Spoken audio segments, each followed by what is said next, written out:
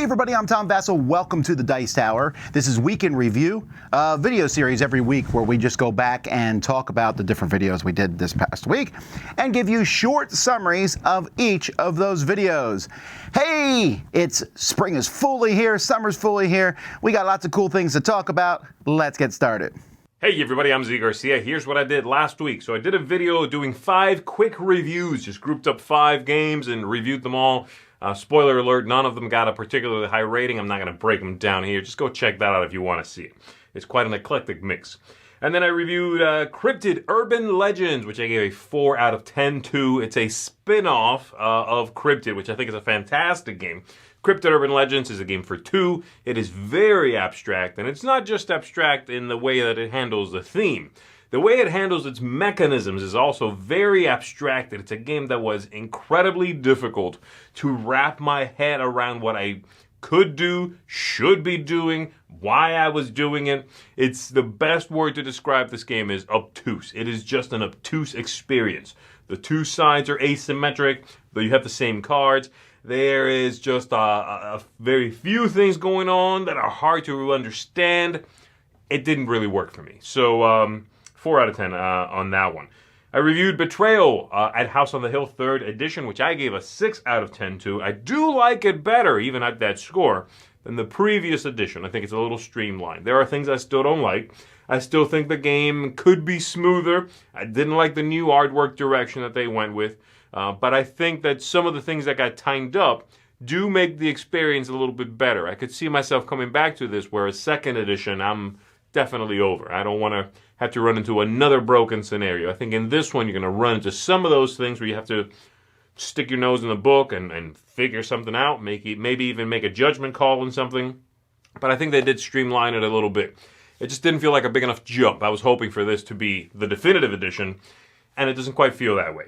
And then I reviewed Monikers, which I rated a 7 out of 10. Monikers is a party game, and it suffers from the opposite problem that Cryptid had, in that the game is very fun, lively, super enjoyable. The rules are very lacking. The game sort of is one of those games that says, just have fun. Just don't worry about it. Just have fun. So not a lot of structure there, not a lot of specificity when it comes to the rules, which is, for some people, perfectly fine when it comes to a party game. And I might even be in the mood to deal with that. But generally, I do like my rules to have a little more structure. Having said that, yes, it's fun, it's funny, it's a very modern game, it can be a very adult game if you push the game that way, and some of the cards will lead you that way. But yeah, in the right setting, a fun party game. And that's it for me. I will see you on the next one. Hi, I'm Wendy Yee. This week I reviewed Small Railroad Empires and Betrayal House on the Hill, 3rd edition. So I gave Small Railroad Empires a 5. I was so disappointed. I had very high hopes for this train route connection game, and I found that the scoring was very uninteresting. The turns were super quick, lay 2 tracks, lay 2 tracks, lay 2 tracks, and then everything paused so that you could make a delivery, do some complicated stuff. I felt like the board wasn't laid out as it should be. Like the player individual boards, things weren't as clear as I'd hoped, and once again, the scoring was just like so disappointing for me. That you make small routes and you get minus points, you make medium-sized routes and you get like a point and a tiny bit of income, or you make really long routes on a very tiny board. It's very hard to do to get more points. Like overall, I just was not very interested in it, so I gave it a 5. As for Betrayal House on the Hill 3rd edition, I gave a 6. It's a game that I went into knowing that it wasn't going to be my kind of game, but really enjoying the group that I played with, getting into the stories. It's not much of an upgrade from the previous version. It's very similar in my mind from my, decade-old memory going on. But I gave it a 6 because it is what it is. So Betrayal House on the Hill and Small Railroad Empires, that's what I played this week. Hi everybody. This week Judy and I reviewed Chronicles of Evil. It's a cooperative family weight tower defense game that is played over 2 distinct phases. In the first phase, you will take your explorers and go out exploring new lands and fighting monsters and collecting armor and weapons and helmets and potions that make your character stronger. But then the second half of the game, all of the monsters and the beast are storming the castle that you have to defend. The game is so fun. The production quality is amazing, and the best part is, before you even play the game, you get to create your own characters that come with dual layered player mats where you can put all of your weapons and armor and helmets on, and it is so fun. It's fantastic. We had such a great time playing this game. So for that reason, we gave it an 8 out of 10. Hey there everybody, it's Mike DiLisio, and this week I did a couple of things. First of all, I did a rapid fire roundup where I ran through 9 games with a very short kind of capsule review, an impressions type of video that I went from games I liked the least amount to the games I liked the most amount. And so if you're interested in what I thought of games that other people on the channel had done in a full review, then you could check that video out. And then I also did a review of my own. I did a review for Dice Hospital Emergency Roll, which is a roll and write game kind of in the universe of the game Dice Hospital. I gave this a 5 out of 10. Unfortunately, this is a game that did not work well for me at all. I felt like there were a couple of primary issues. Number one, the graphic design on your player sheets was very, very poor, very hard to tell distinct zones within the player sheet that you're supposed to be able to delineate. It was very hard to tell. And also, there are a lot of roll and writes out there, and I felt like this game did nothing innovative, nothing original, nothing exciting that would make me want to choose this over the many, many, many other roll and writes out there. So unfortunately, it didn't work out for me on that one. All right, well, that's it for me this week. Let's keep it moving.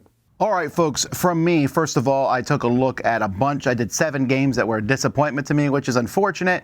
Some games I wanted to like and just didn't pan out for me. I also took a look at Tales from the Loop. This is a 5 out of 10. I really want to like it. It has really nice components, except for the rules. The rules are terrible. And it's kind of an adventure-style game, but it's just way too lucky and honestly a little boring. Then I took a look at Wild Serengeti with the kids. Now, to be fair, my rating of this is 6 out of 10 is the lowest. The kids liked it more than I did. It's a cool game, beautiful game, placing animals on the board, trying to get combinations of them.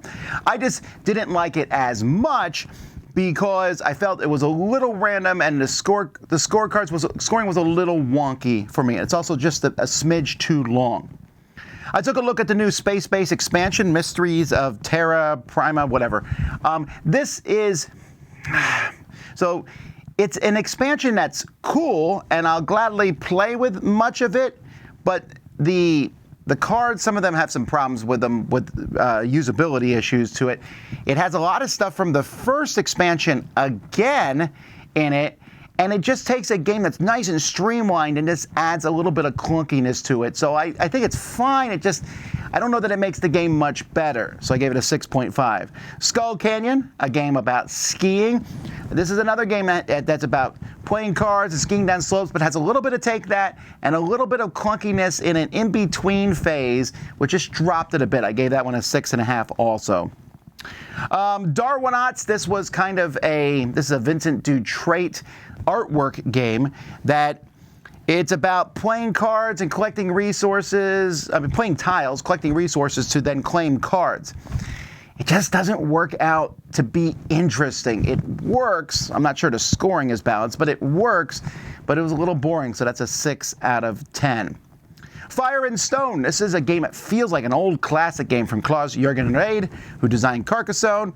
There's a few things, like I said, it feels a bit old, but there's a sense of going out, exploring, and flipping over tiles, and it's simple and easy. 7 out of 10. Decorum. Now this one I'm giving an 8 out of 10, but I want to be really clear, it's for the 2-player game, which is the way Decorum should be played.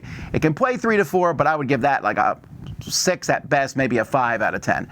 It's a little too chaotic, this deduction game. It's a cooperative deduction game for 2 players, and on 2 players, it just sings really well. And then I looked at the expansions for Return to Dark Tower. The miniatures expansion is fine, but the other one, the Dark Alliances, which adds some new characters and some new ways, man, if you love Return to Dark Tower and you wanted to have some more gaming stuff, this is an expansion that makes this game just so much more interesting, I thought. 8.5, really enjoyed it. I also did my top 10 Portal games from Portal. We did a top 10 list of top 10 games that we've cooled on. I did another shelf review. I talked about how I upgraded La Havre, and many other videos went up this week, crowd surfing, board game breakfast, etc. So hope you enjoy all that. Until next time, I'm Tom Vasel, and this has been Week in Review on the Dice Tower.